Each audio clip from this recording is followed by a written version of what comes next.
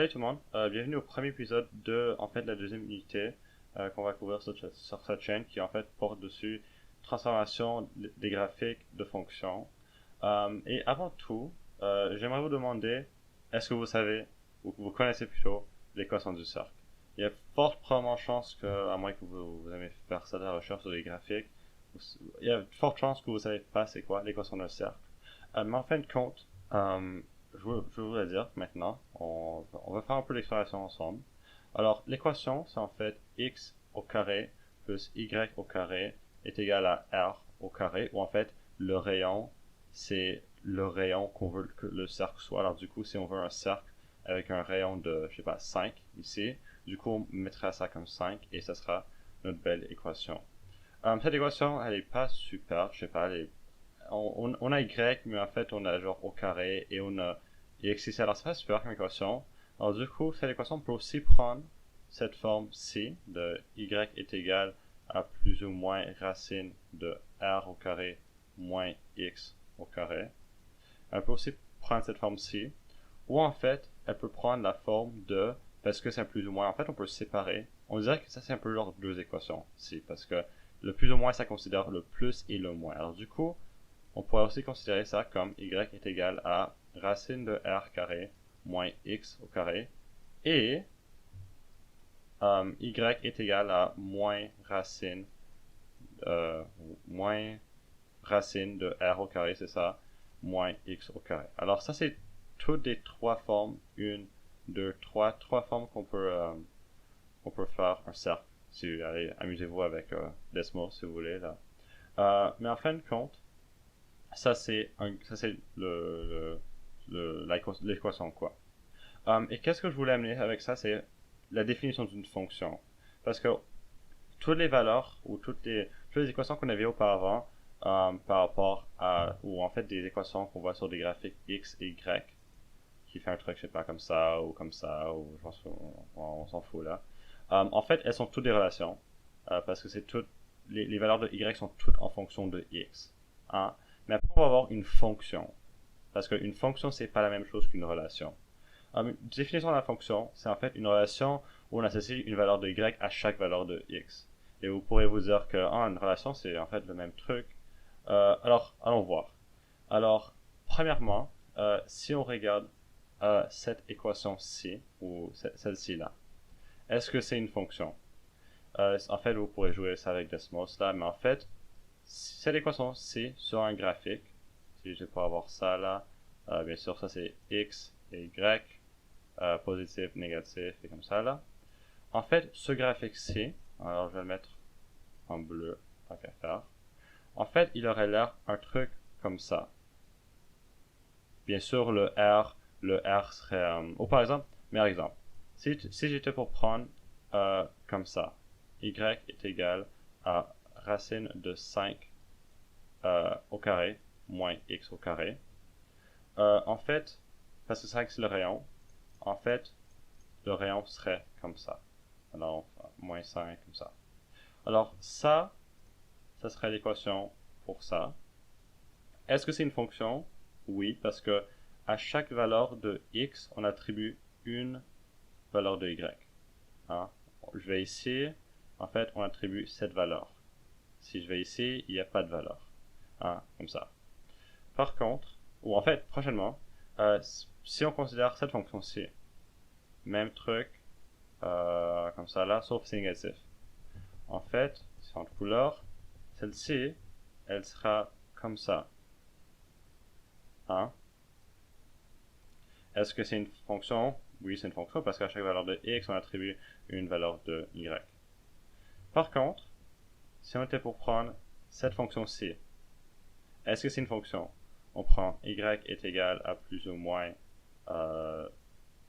racine de 5, etc. En fait, c'est ces deux fonctions genre combinées dans une fonction.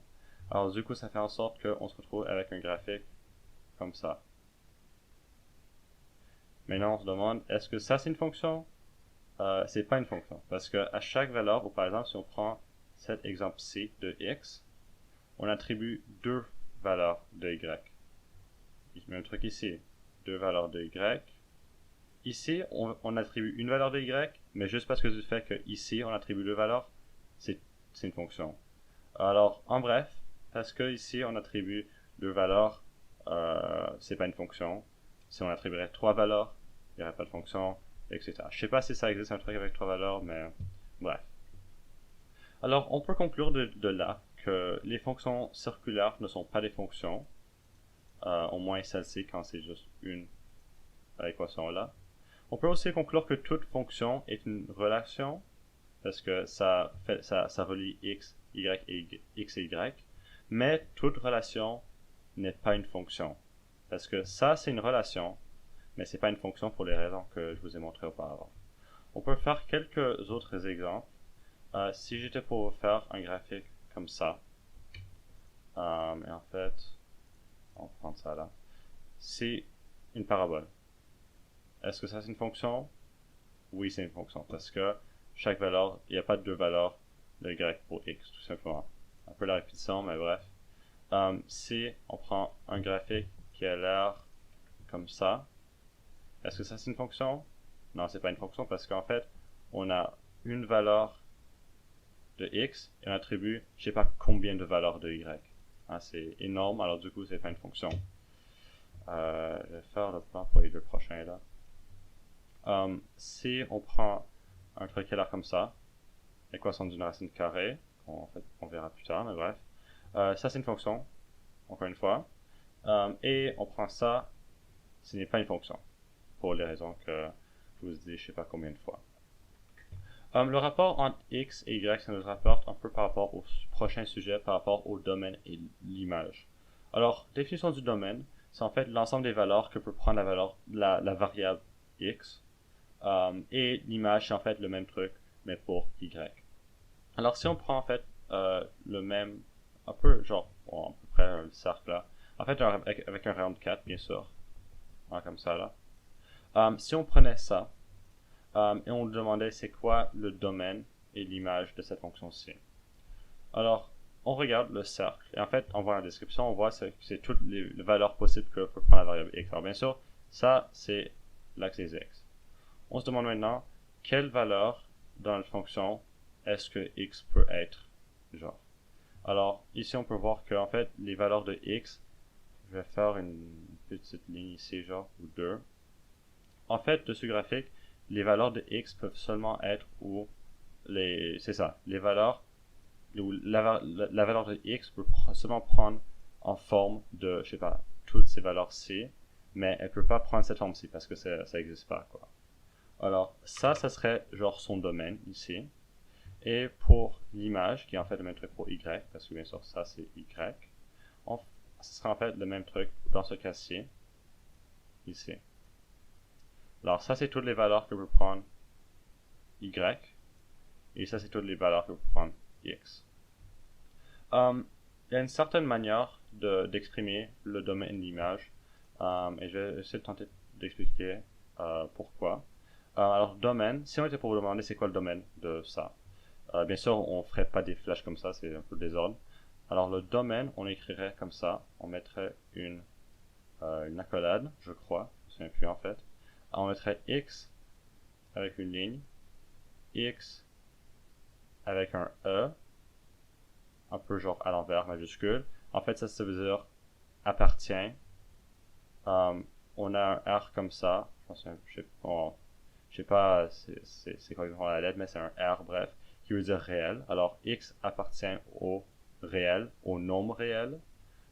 Et on mettrait en fait virgule x est plus petit ou est égal à 4 et x est plus grand ou est égal à moins 4. Puisque x peut seulement prendre les valeurs qui sont plus petits ou est égal à 4, à peu près. On peut prendre 4 ou n'importe quelle valeur après. Ou désolé, comme ça là. Mais doit aussi prendre une valeur, ou doit aussi prendre la valeur de moins 4, mais plus haut. D'être plus grand que moins 4 ou est égal à moins 4. Alors ça peut seulement prendre ça et tout ce qu'il y a à l'intérieur et jusqu'à ça. J'espère que, et bien sûr on ferme l'accolade là. J'espère que c'est pas trop complexe, mais en fin de compte c'est juste x, on parle de x, on met une petite ligne ici. X appartient au nombre réel, en tant que x est plus petit que moins 4, mais plus grand ou est égal à moins 4. Alors c'est ça. En fait, il y a plusieurs différentes variations d'écrire le domaine image. En fait, ça dépendrait de votre prof là. Mais ça, c'est une version qui devrait être acceptée, j'imagine. Si votre prof n'aime pas ça, vous changez. Mais bref. Pour image, c'est un peu la même idée. C'est y est égal au y. Y appartient au nombre réel, virgule. Et ici, ça sera en fait la même histoire ici.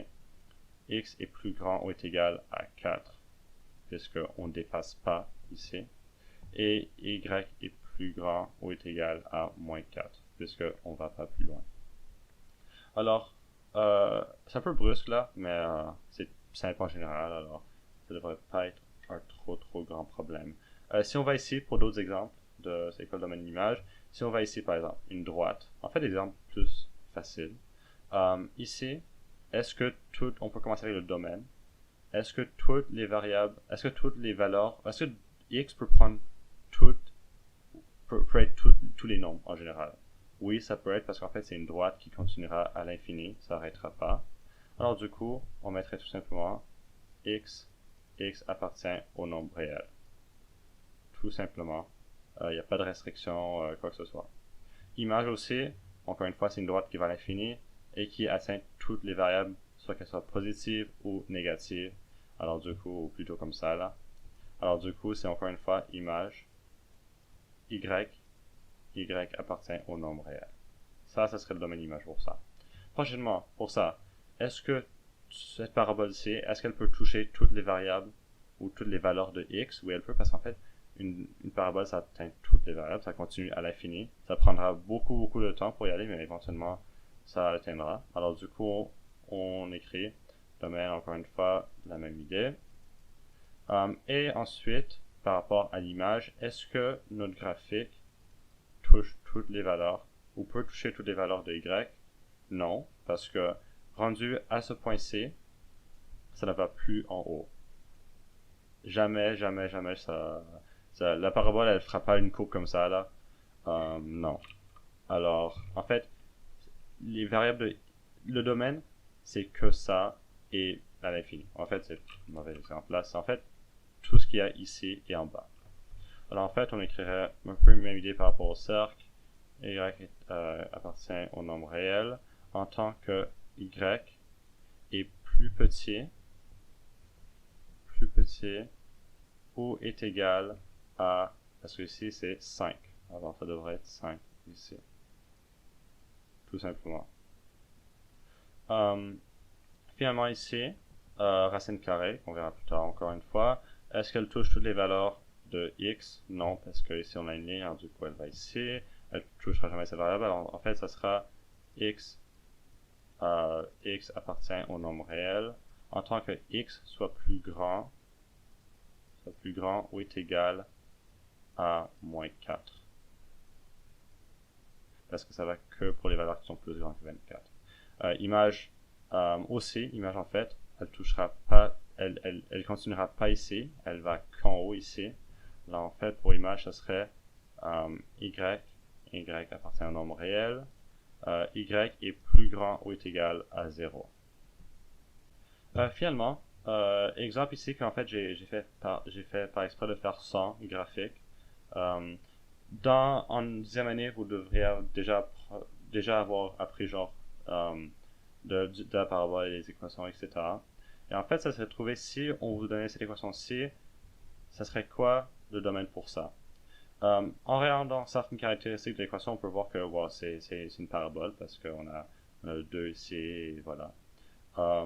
Alors ici, si on voit le A, en fait, on sait que du coup, la parabole, elle pointera vers le bas, parce que ça commence par un négatif.